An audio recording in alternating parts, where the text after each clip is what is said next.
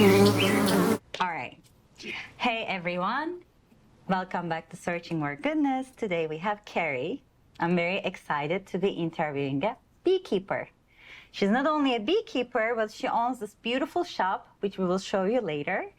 There's a lot of bee-themed, beautiful, beautiful things here. Be curious, we'll show you later. So Carrie, can you please introduce yourself? I coincidentally was passing by, I saw your shop. I'm always obsessed with bees, and I was like, what is this? I want to interview this beekeeper. Yeah, so of please course. tell us a little more what you do. Yes, thank you for having me. My name is Carrie Diazzz. I am an urban beekeeper here in Los Angeles.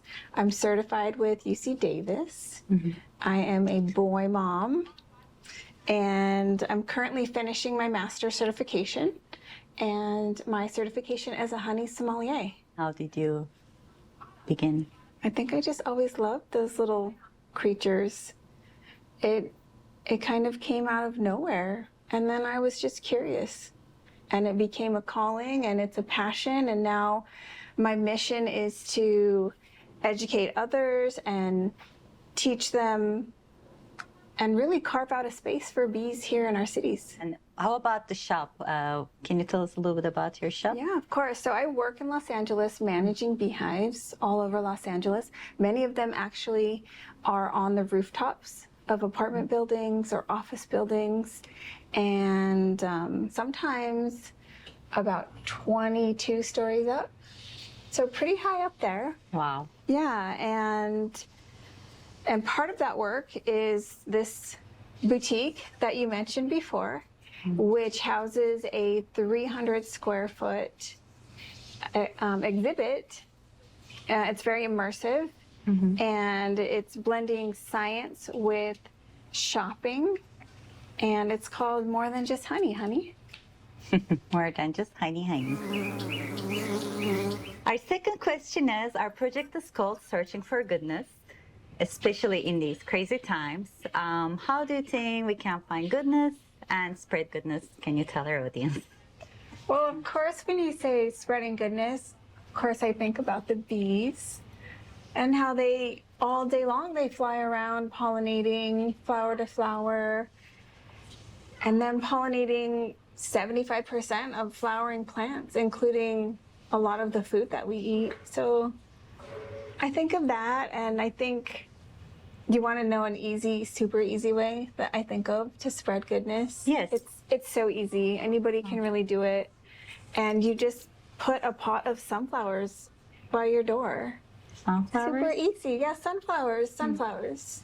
Because sunflowers, so this inner space, they hold 1,000 to 2,000 seeds. So one sunflower can populate another whole field of sunflowers.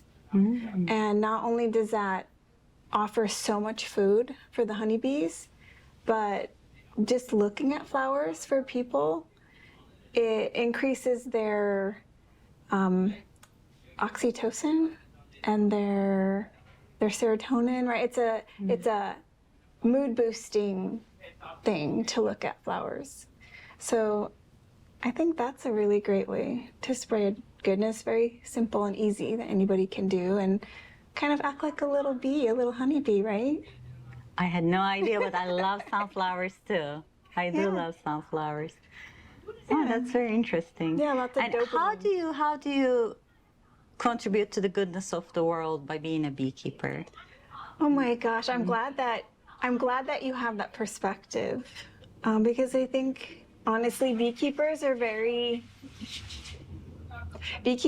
similar to bees. The work that they do can be almost invisible, right? I mean, how often do you meet a beekeeper, or do you know a beekeeper?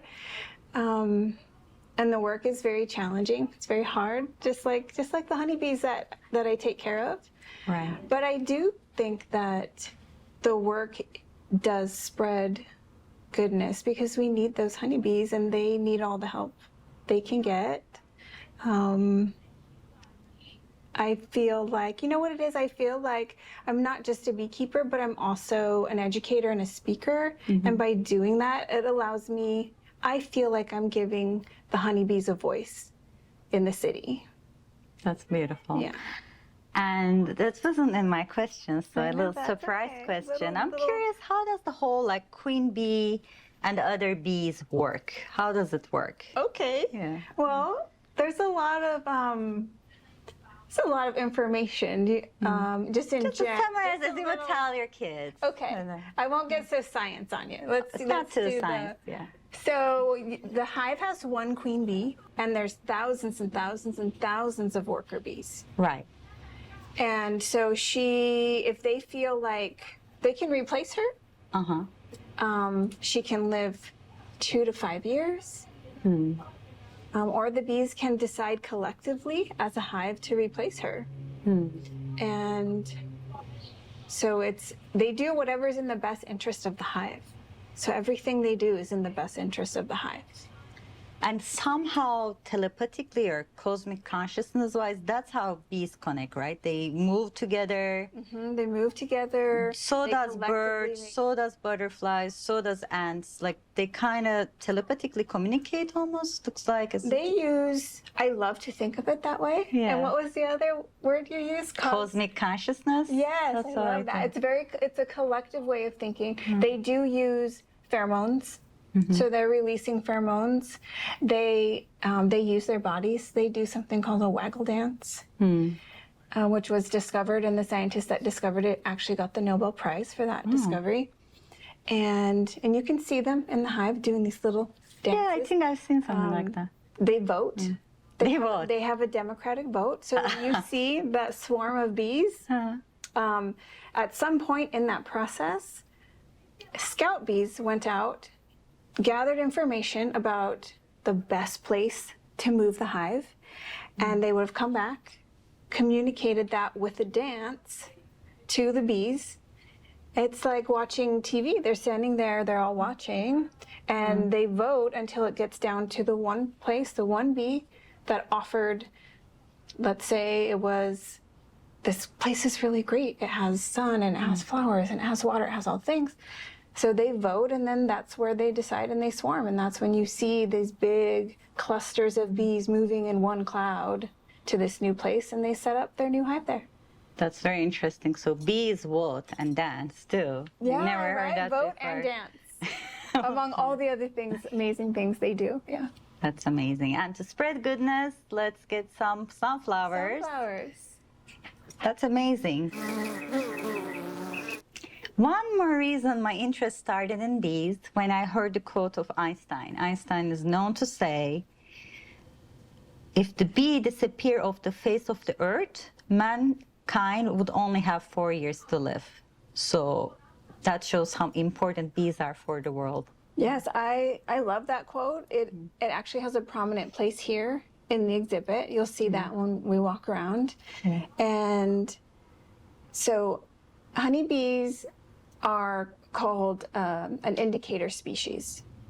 So what that means is whatever we do to the planet, it's going to show up on the bees first, whether they're thriving or they're declining. And that's exactly what he was talking about. So when I hear, so it has a very prominent place here in the More Than Just Honey exhibit. And the bees are very important because they're our indicator of what our actions are doing, whether they're letting those bees hive or thrive or decline. And they really affect the environment. For them to be around is very important for our ecological system. Right, they're so sensitive to the environment, and they need, they need the sun and water, and all of those things affect what they eat. So the changes in weather pattern are going to affect how much water we get, and that affects how many flowers and the crops. And if there's not enough biodiversity, then we're going to see that in the bee population. We're going to see that in the overwintering rates. I hear a lot of times it happened at the workplace I was working on, and my friend was saying in their backyard there's so many bees, and of course people are scared of bees and they want to get rid of them. Like, is there a way to remove these bees without hurting them? There is a way. You definitely have to call a beekeeper and not an exterminator. Yes. And beekeepers have their magic ways, their whispering ways of removing the hive and rehoming it someplace else. That's amazing. That's important information because a lot of bees are gone like that, I know. And again, some people have bees allergies, some people are scared of bees. What's the best thing to do when you have a bee around, not to get stung by it? Not to get stung. Like when do they sting Yeah. you? When do they feel a threat? There's different reasons when bees get stung. So bees they're a worker insect, right? Their job is to pollinate. And there are other insects that are predator insects, like wasps are predator insects that they actually eat honeybees. And a predator insect is just going to bite or sting, sometimes without being provoked, sometimes with no reason. But a honeybee is actually a pollinator. So their first and foremost instinct is not to sting. They're working. They have a job to do. They have a very important job to do. So if they do sting, sometimes it's by accident. Sometimes it's in defense. And they get scared too, just like we do. It's a mistake. Bees actually die when they sting you. Their stinger comes out and their inner organs get pulled out. It's a very tragic death. So the last thing they want to do is sting. And they're aware of that, do you think? I think so. Although I don't know because bees are so selfless. They will sting in defense of their hive. So they're either defending their sisters and baby sisters and their queen, their hive, their home. So they're defending. It was an accident, or they're scared. They're defending themselves, or they're defending the hive are the biggest reasons. And I think to avoid getting stung is to definitely not swat. It's just easiest to just take a deep breath and walk away. And then that allows that insect to do what the bee to go do what she was doing, which is probably looking for that perfect flower. And then you can just go about what you were doing. And if worst case, it still follows you, just keep walking. Okay. Just keep walking, trust me. I'm around bees every day, and you walk far enough away, and they'll eventually go back to what they were doing. How would you interpret, "Blessed are the peacemakers"? Why is peace in the world so important? That is a really important question. I think, Especially now. yes. When I think of peace, I think of hope. And I think who doesn't want more hope in the world? So that's how I interpret that. Just very simply to me, peace is hope. And I always try to stay hopeful. Yeah, I do hope all the wars in the world can stop. And how do you think we can be a peacemaker? How is it possible to get the war stopped? Oh gosh, I can't speak to that. I mean, I can only think from a macro to which one is smaller? Micro to macro? Micro to macro? Macro to macro. So, I mean, we fight with our friends, right? I mean, it happens. I fight with my family, I fight with my good friends. And at the end of the day, that fight can come into, you never talk to that person again, or you can't find a resolution. You can't find a way to work things out. So I choose to be a diplomat and try to find a way that you work your differences, because we're always going to have differences. We're always going to have disagreements. But if we can do that in a small scale, sometimes I don't even get along with my mom and dad or my best friends. Like, we have differences and we fight. But eventually we're like, okay, we're a family or we're good friends. Let's get over this hump. And you do. I think the countries should be able to do that too. Like, if people, instead of getting them to fight each other, if politicians try to make, what's the problem here? Okay, you want this land, you want this land. Neither of you can have it all. Can you guys learn to share somehow? Can you guys find a way to share this? I think is the answer. Sharing is the answer. I mean, what makes America beautiful is so many different ethnicities and people from all over the world came as a hub. And now they're trying to discriminate people in very bad ways. So what do you think? Do you think that could help being a peacemaker? I think all I can do is contribute in my own way as a beekeeper. And that's partly why I beekeep is because it's a purpose-driven life, and I stay out of politics, and that's a choice that I make for myself, and beekeeping allows me to really do that. Right. Yeah. But bees themselves are set a good example, but within themselves, they're peaceful, right? They're in harmony. Harmony is a great way of thinking of it, yeah. They're hive-minded, which is just a fancy way of saying community-minded. It's a beautiful thing. A bee cannot survive by herself without her sisters. She literally cannot.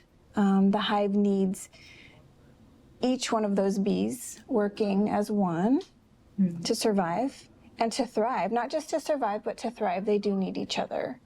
And they all take on a role, and those roles change over their life. And they're very selfless. You know, the one bee will put herself aside for the good of her sisters. And I think that is a beautiful message at any time. At any time and any place in the world. That's a great message to keep in mind. I like that. So they work as one. That's the magic of bees. That's the magic of We bees. should work as one.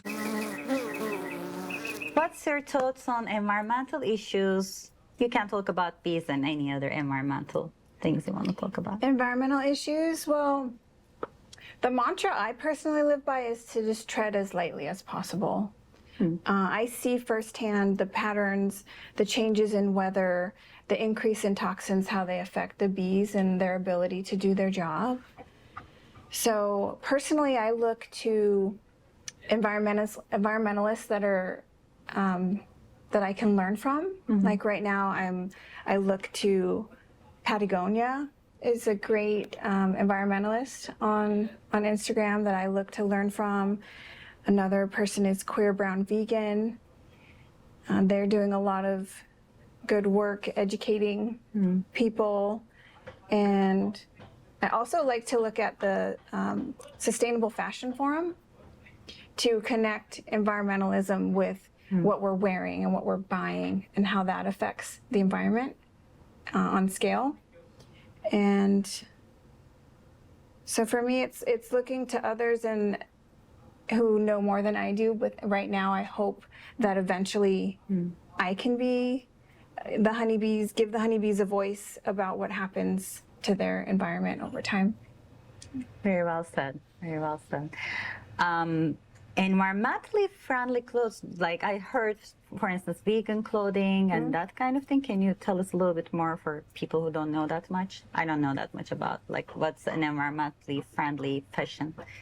So for me, the biggest environmentally friendly fashion choice is the most sustainable clothing is the clothing that already exists.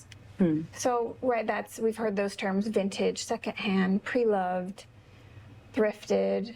So we're looking to clothing that already exists, that's not having to use resources to make new clothing, because there's actually enough that already exists for plenty of people for plenty of time. I agree. Yeah. Thankfully, I'm doing that. Me I do too. a lot of that. Me too. I've been wearing my mom's clothes, now I wear my friend's clothes sometimes. Yeah. Every once in a while I get something new, and I like vintage shops a lot. I do like vintage clothing.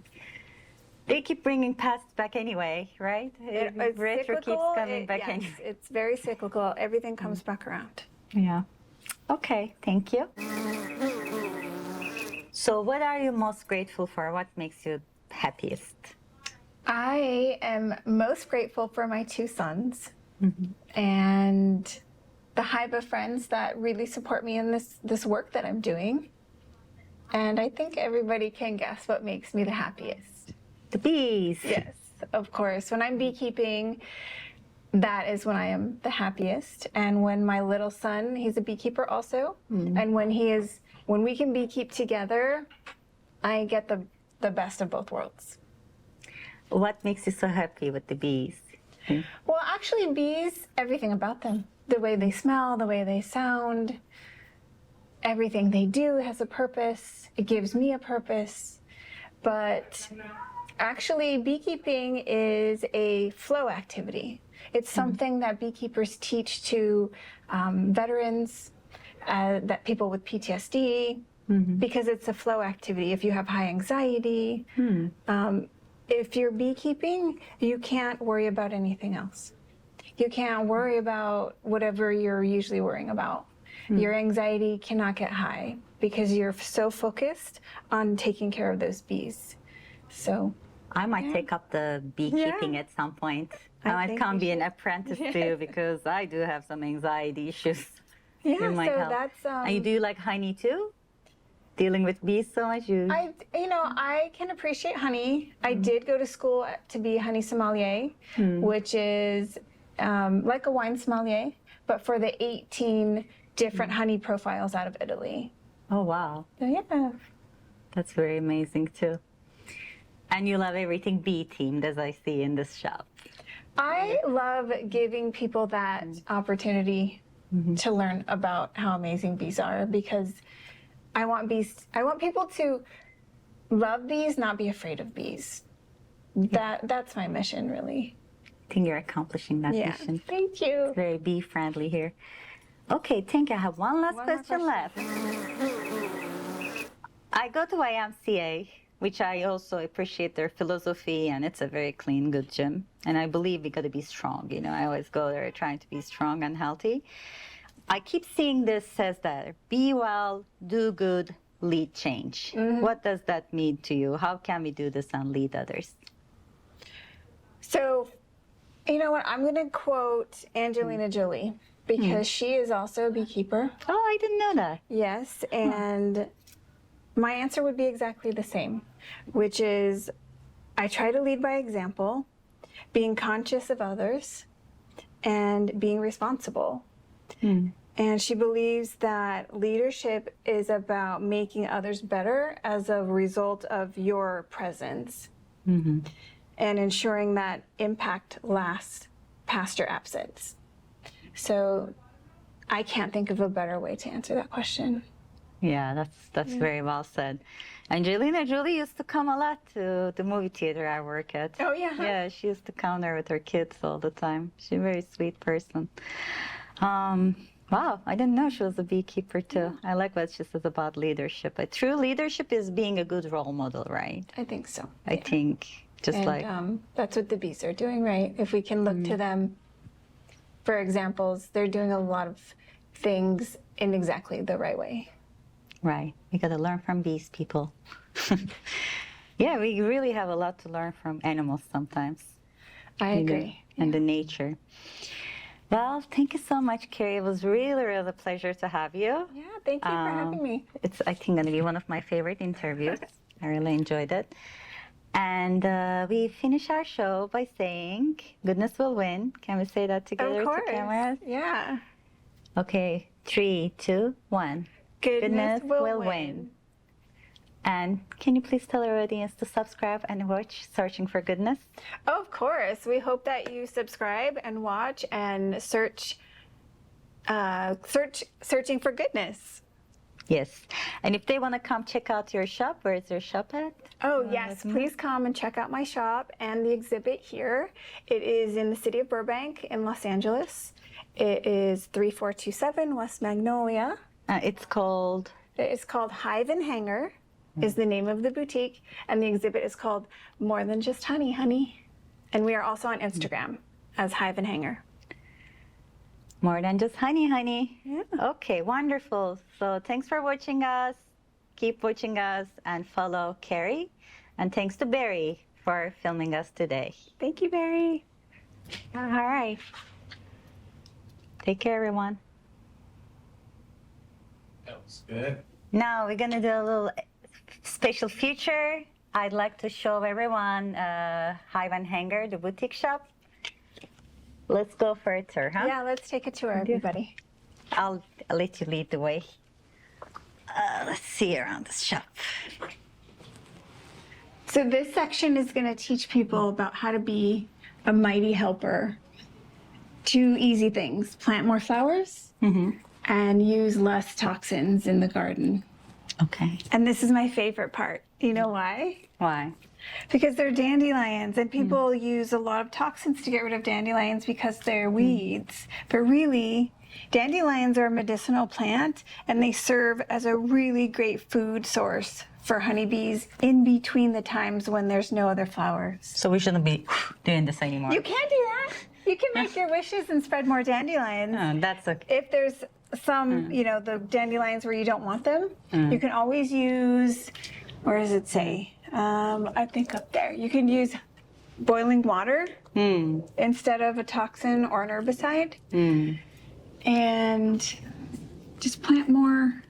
These are just a cute way of saying plant more flowers. We need to fill the gaps between the food deserts. We have a lot of, in the cities, we have a lot of freeways, we have a lot of sidewalks. So we just need more flowers in between those. Yeah. Especially sunflowers. Especially sunflowers, please.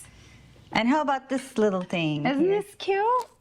This is, you can adopt a pocket bee for good luck. Nice. I got one. Thank you. You're welcome. I like it. Okay, and then I got those too, those little cherry earrings.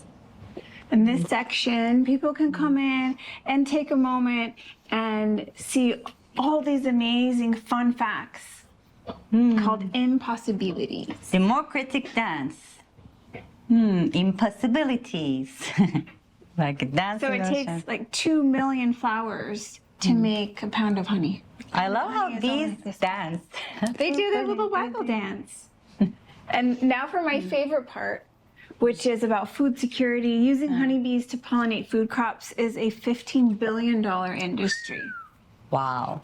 Because bees pollinate 1 in 4 bites. Some people say 1 in 3. It's, it's being researched right now, 1 in 3, 1 in 4 bites of a diverse diet. So if you like your vanilla ice cream, vanilla, strawberries, tea, avocado, basil, apples, if you like cinnamon rolls. Yes. And I think huge coffee. I use honey in my coffee. Well, if you love coffee, honeybees specifically pollinate the coffee plant. Oh, if people notice, they're gonna love bees more. That's what I'm hoping. That's really what I'm hoping. I didn't know bees had anything to do with coffee. So many of these, a lot of citrus, pomegranate, apples. If you're a fan of apple pie, cotton. The list just goes on and on and on. And really, this is just a visual way to help, an innovative way to help people learn about bees. Yeah. And to love them. It's a very fun and to appreciate what they're doing for us. And 101, Bee 101, the quote from Einstein, remember I said? Yeah, if the bee disappeared off the surface of the globe, then man would have only 4 years of life left. Exactly. So insane. So that kicks us off with our exhibit, and then this way, if you want to follow me this way, this section is dedicated to an apothecary of honey from all over the world, and great ways and ideas of throughout history how people have used honey, how they've gifted honey, and just a rich way of celebrating life, love, and happiness through honey.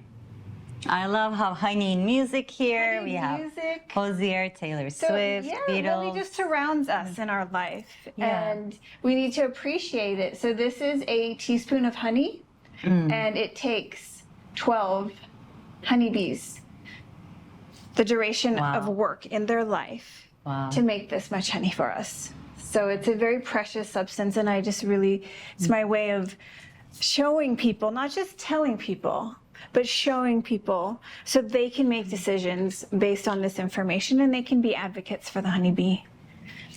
Definitely. And I love how they use in different meanings, like for lovers, love potions, for mothers, fertility, newly weds promote happiness and fertility, wedding for sweetness and hope for happy life, for comfort, for housewarming. It's a good housewarming gift too. Isn't for it? a queen. Who wouldn't want to get a little jar of in her honey? bath. It's very nice. And we see these. These are little honeys, hot honey. I heard this is becoming a thing now, It the is a hot thing. honey. So this Really is travel nothing. honey. When I go and I scour the world for honey and for secondhand clothing for this side of the boutique. And I love to show people, as part of my honey sommelier training, to show people, look at honey comes in different shades, different flavors. This is an Italian chestnut. I think I got a dark one like that once. And then this is a little bit of honey from my hives and my bees. People love coming here for local honey. I'd like to get some. It's only $7, guys. You go ahead. Let's keep And going. you have some nice vintage shopping So options every here. secondhand, because like we said before, the most sustainable clothing is the clothing that already exists. So that's what we promote here. Our specialties are natural fabrics like silk, cotton, denim. And you have really nice accessories too over here. I like these accessories. And everything's affordable. Everything's very decent pricing.